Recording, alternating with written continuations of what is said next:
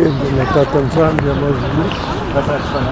au nom puissant de Malakima Congo, Isaya Congo, l'archange Congo, notre puissant roi, qui vient bientôt libérer son peuple dispersé au-delà de fleuves de couches, comme c'est écrit dans le Coma, dans le livre de Sophonie chapitre 3, verset 10 à 20, et c'est confirmé dans le livre d'Ésaïe chapitre 18, verset 1 à 7.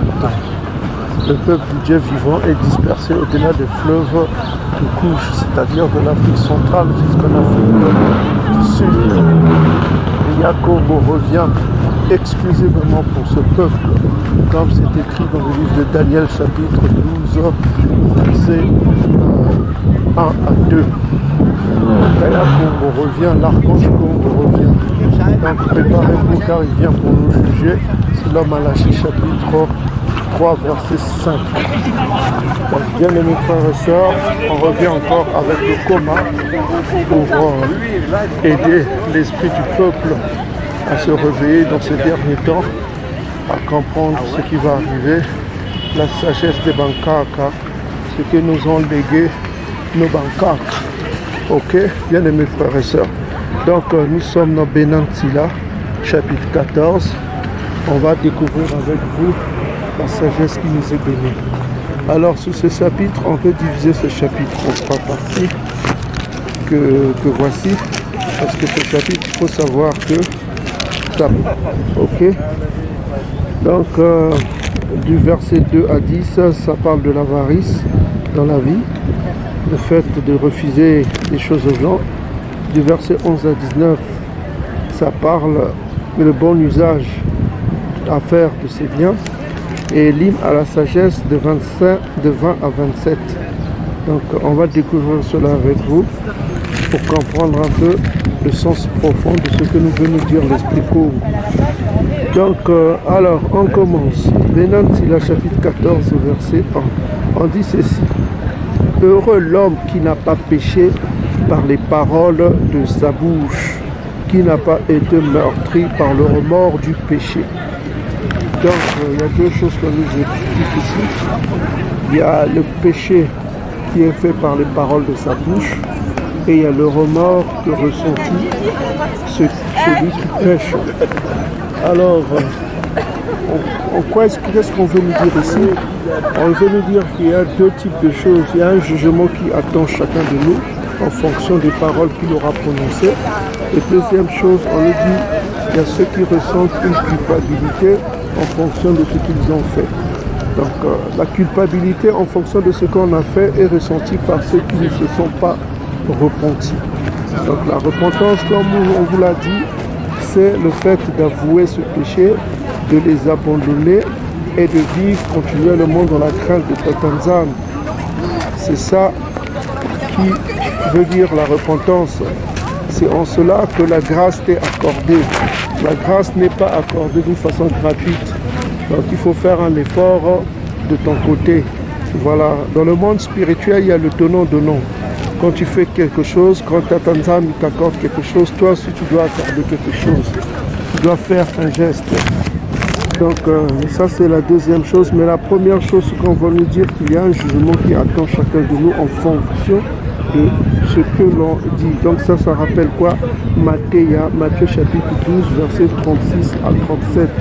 On va découvrir ça avec vous bien aimés. On va aller dans Matthieu.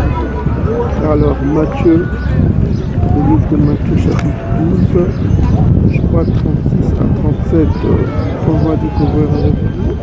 Matthieu chapitre 12, 36 à 37. On dit ceci.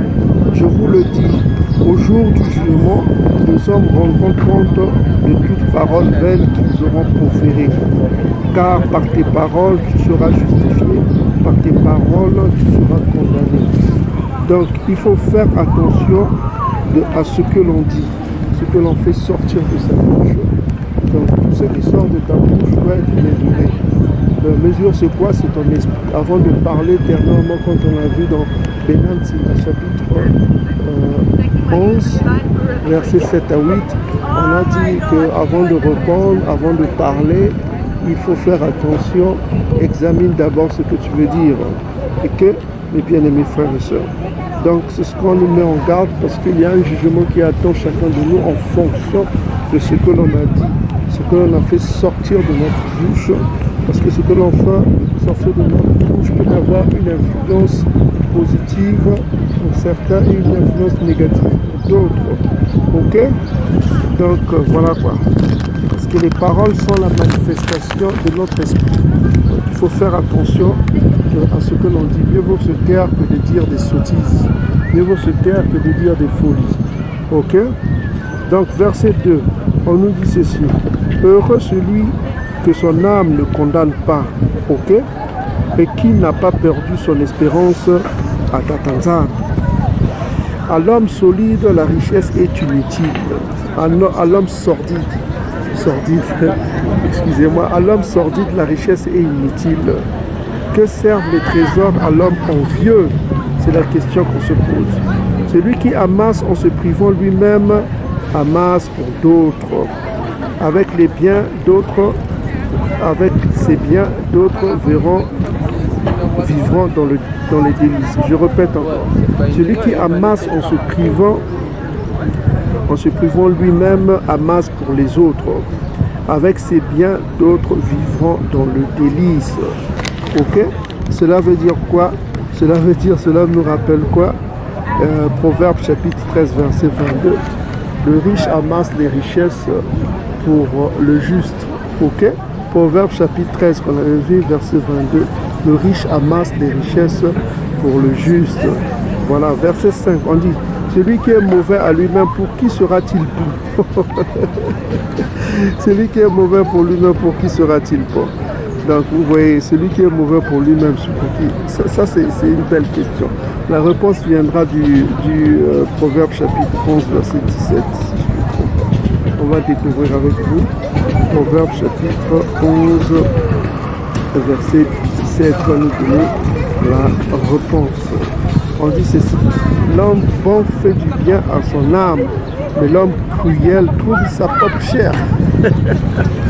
Ça c'est vrai, vous voyez vous-même, l'homme bon fait du bien à son âme, mais l'homme cruel trouve sa propre chair. Donc c'est pourquoi on nous dit, on revient au Bénin Silla, celui qui amasse en se privant lui-même, celui qui amasse en se privant lui-même, amasse pour les autres. Proverbe chapitre 13, verset 22. Avec ses biens, d'autres vivront dans les délices. Verset 5. Celui qui est mauvais à lui-même, pour qui sera-t-il bon? Proverbe chapitre 11, verset 17 qu'on vient de lire. Verset 16, qu'est-ce qu'on nous dit ici? Il ne jouira pas de ses propres trésors, il n'y a pas pire que celui qui se refuse tout. Ok, celui qui est avare, qui se refuse tout. Il garde l'argent pour lui-même, ok? Et c'est là le juste salaire de sa malice. S'il fait quelque bien, c'est par oubli. Il finit par laisser voir sa malice.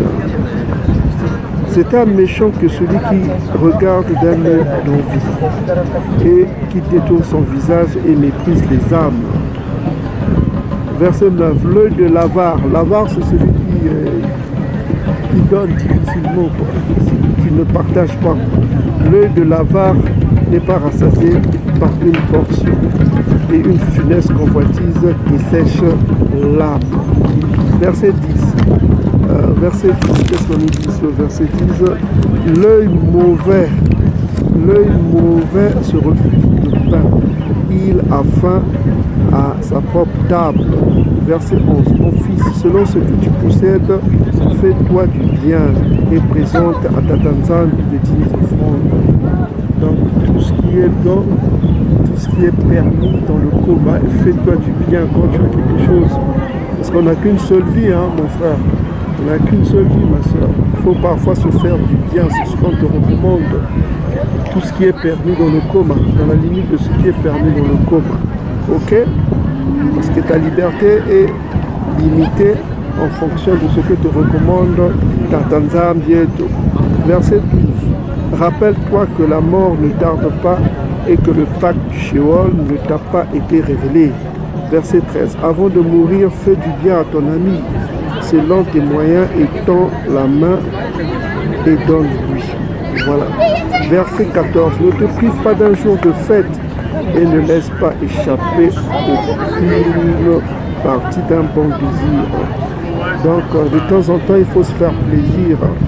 Toujours, comme je vous ai dit, à la limite de ce que recommande le code. Il ne faut pas toujours au milieu, comme je veux vous dire ici. Ok? Il faut toujours profiter de la vie, hein? Toujours dans la limite de ce que exige le coma. Verset 15.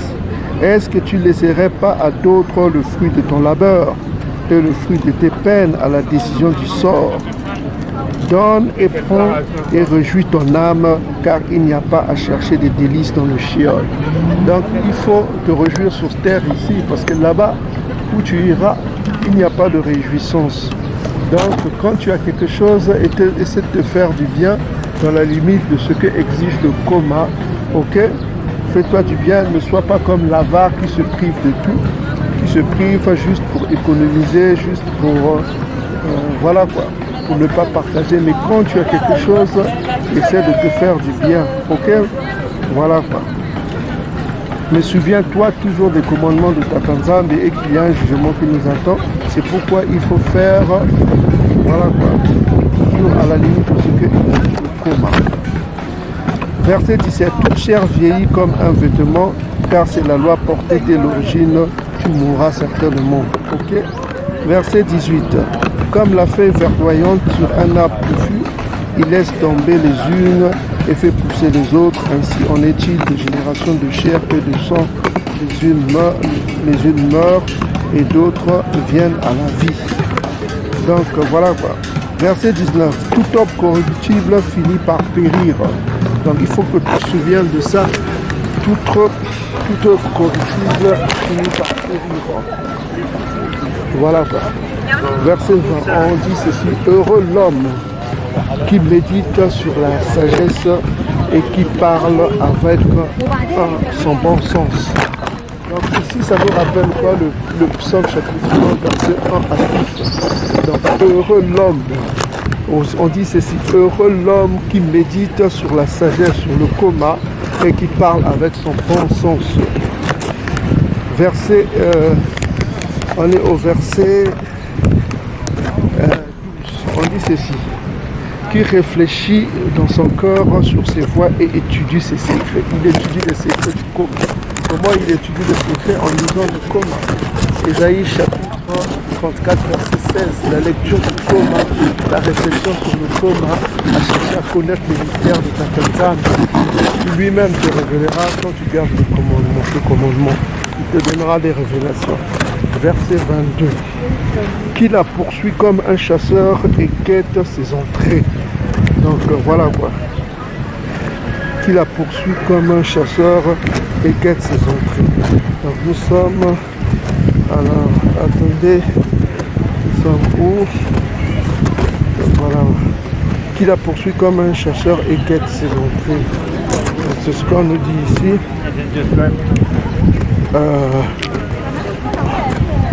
Voilà. Attendez, on va mettre le couleur. Donc voilà, verset 23, on dit ceci. Il se baisse pour regarder par ses fenêtres et il écoute à sa porte. Il écoute à la porte de la sagesse. Il est curieux de connaître la sagesse. Et cette soif de curiosité lui donnera satisfaction parce que s'il garde le commandement, la sagesse va se révéler à cet homme ou à cette femme qui médite sur le coma. Verset 23. Donc on est au verset 23. Il se baisse pour regarder par ses fenêtres et il écoute à sa porte, il écoute à la porte de la sagesse du coma. Voilà quoi. Verset 24. Et là c'est intéressant. Il s'établit tout près de sa demeure et il fixe ses pieux dans ses parois. Ok? Verset 25. On dit ceci. Il dresse la tente auprès d'elle, auprès de la sagesse. Il habite dans la maison de la sagesse, dans sa maison, dans la maison où se trouve le bonheur. Voilà. Verset 26.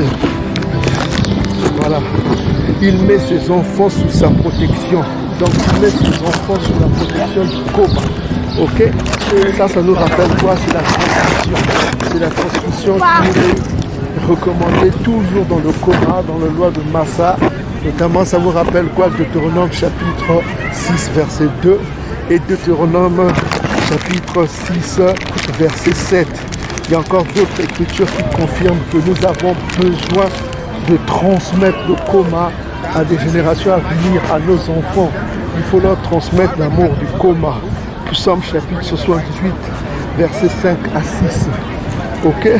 On va découvrir ça avec vous parce que Psaume chapitre 78, versets 5 à 6. Donc, on va aller rapidement au Psaume chapitre 78. Ensuite sur Proverbe, chapitre 78, verset 5 à 7. Ok. Donc, nous sommes dans Psaume chapitre 78, verset 5 à 6.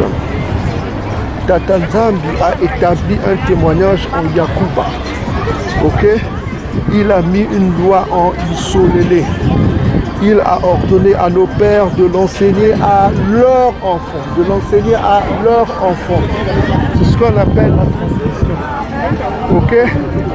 C'est important pour chacun de nous de faire la transcription du coma au peuple. Afin que le peuple s'instruise de la grande et la haute sagesse de Yacoub.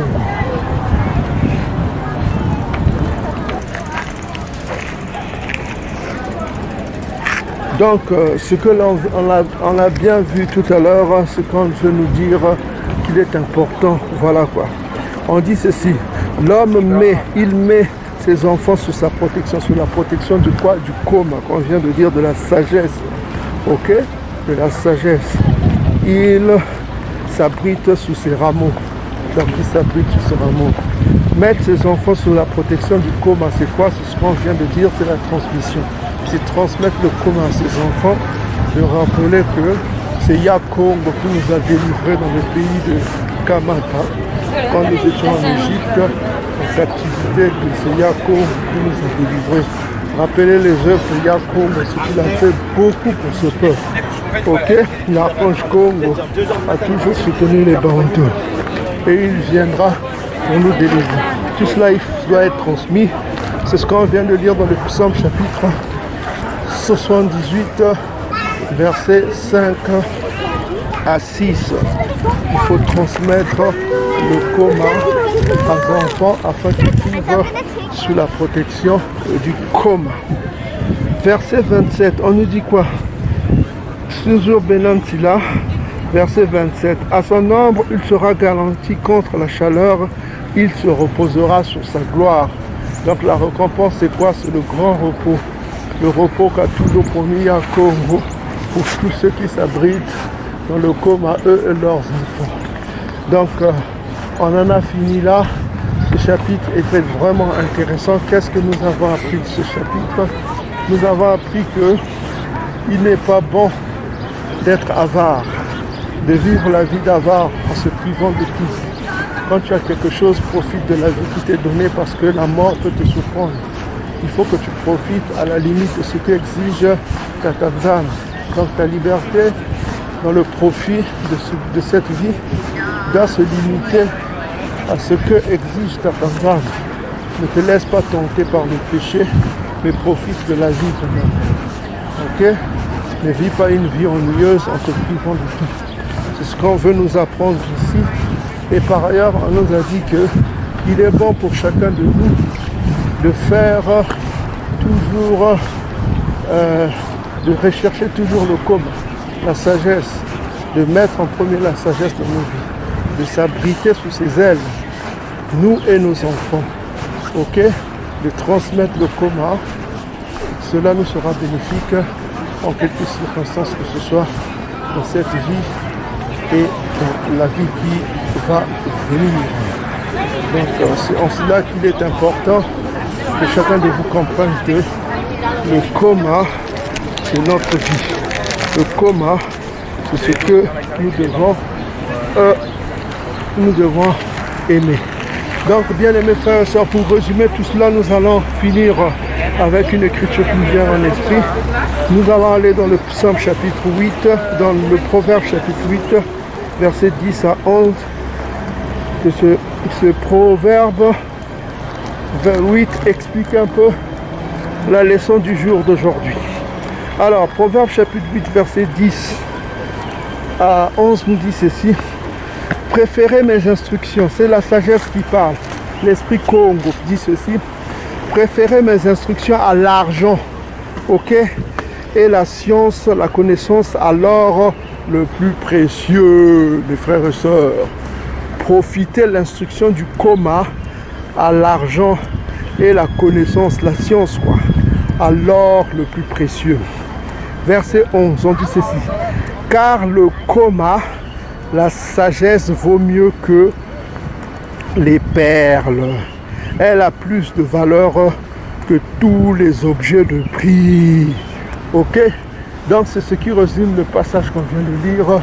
Salam à tous, que Yakongo règne, que les 144 000 Bantous règnent, que la délivrance vienne au peuple élu, le peuple Bantou et Congo.